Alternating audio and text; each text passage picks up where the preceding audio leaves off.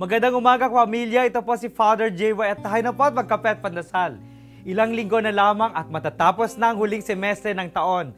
At dahil dito, naisip kong magbigay ng iilang paalala na makakatulong sa ating mga estudyante upang maging maayos ang kanilang mga huling pagsusulit. Malinaw ang kagustuhan ng Panginoon para sa kanila. Mag-aral ng mabuti. Kaya mahalaga ang anumang makakatulong upang matupad ito. Ngayong umaga, tandaan, pinapagaling ng exercise ang ating pag-iisip.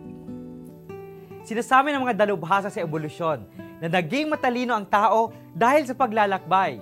100,000 years ago, our direct ancestors, scientifically called Homo sapiens, started moving in all directions from Africa and reaching Argentina by 12,000 years. Our brains improved because we moved.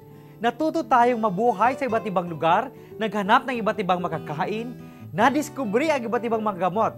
At dahil dito, naging matalino ang tao dahil sa galaw. Si Jesus at si San Pablo, ang mga halimbawa ng mga taong matatalino. Ang paglalakbay ay isang gawaing pisikal, isang exercise. Our physical activity influences our brain and how it works. Kaya, mahalagang maglaan ng panahon para sa ating katawan. Matutong maglakad kaysa sumakay. Sabi ng isang taxi driver, may mga tamad na Pilipino.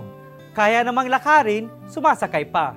Pagdasal natin na hindi natin kalimutan na kasama sa pananampalataya ang pag-aalaga ng ating katawan at isipan.